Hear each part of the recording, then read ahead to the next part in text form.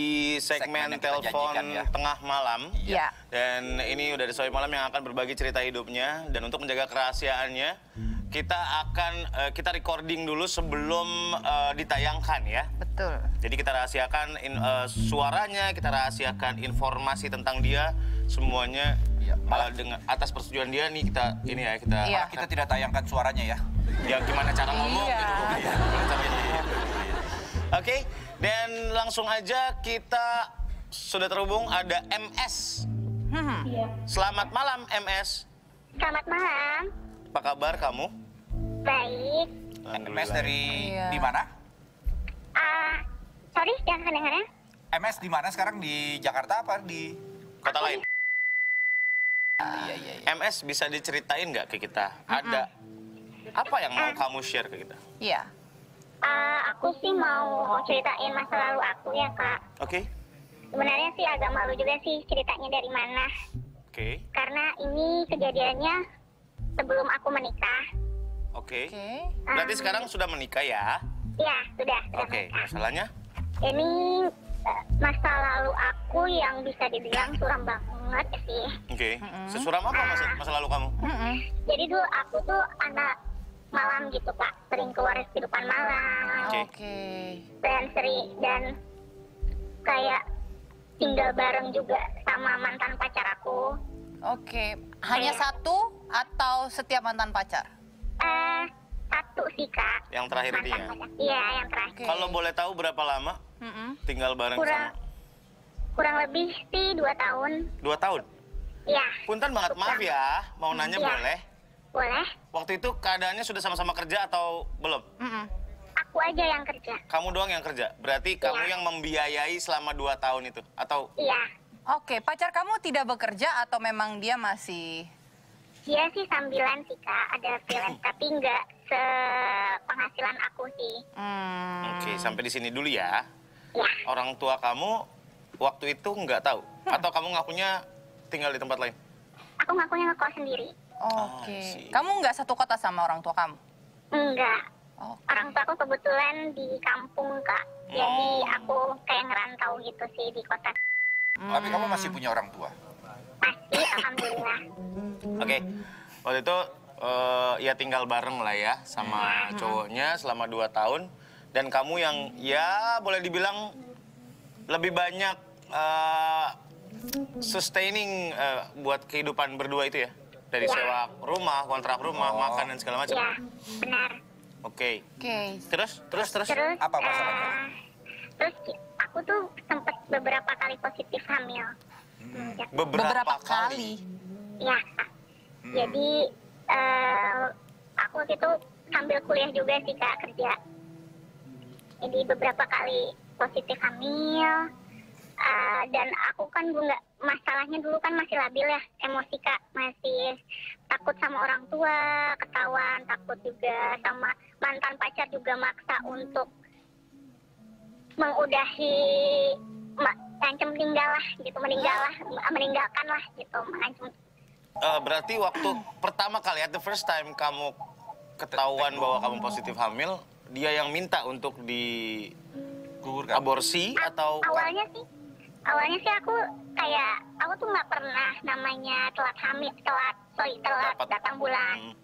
Jadi kalau misalnya sekalinya telat, aku kayak punya firasat gitu loh, kayak aduh ini jangan-jangan hamil apa gimana gitu. Jadi akhirnya aku lah cerita, karena awalnya aku nggak berani cerita ke mantan aku, karena mantan aku kan orangnya kasar ya, sering pukul juga, sering segala macam. Aku bingung, akhirnya aku cerita ke sahabat aku, salah satu teman.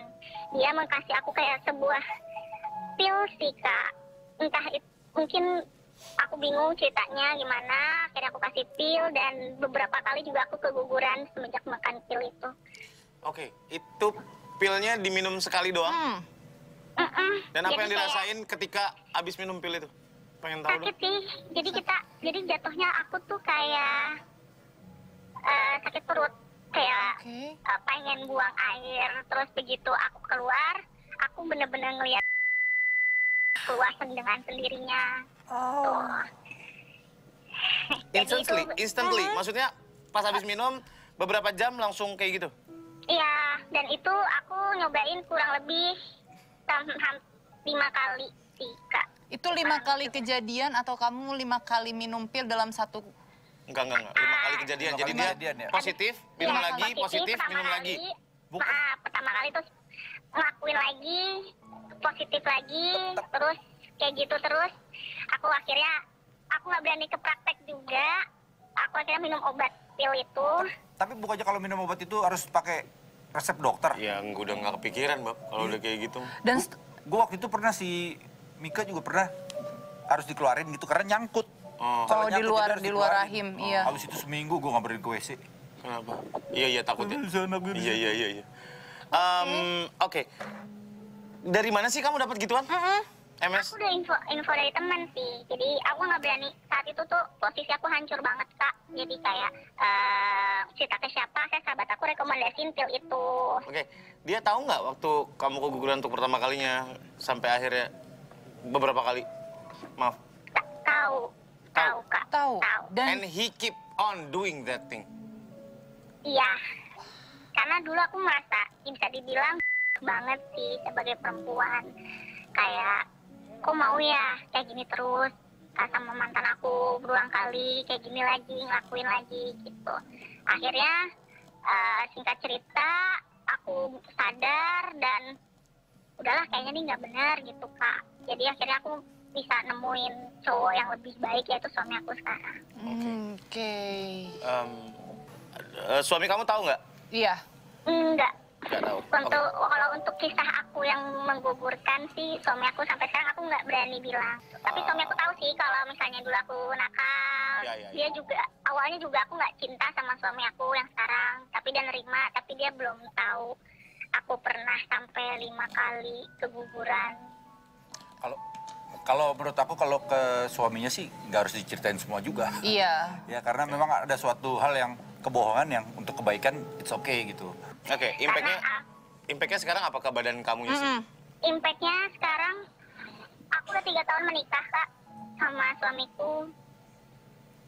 Sampai sekarang tuh aku belum bisa dikaruniai soal anak. Dan kamu sudah cek ke dokter dengan alasan? Dengan alasan sih kayak ada penyakit kayak semacam miom apa ya, kayak kista gitulah di rahim.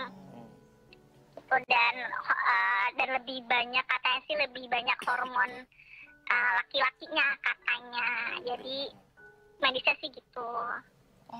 Kata dokter. Dan mungkin ini akibat aku juga dulu masih muda, labil, dan sekarang sih malah jadi dipersulit lah. Jadi belum dikasih kepercayaan lagi sama Tuhan untuk bisa ngasih anak ke suamiku yang sekarang.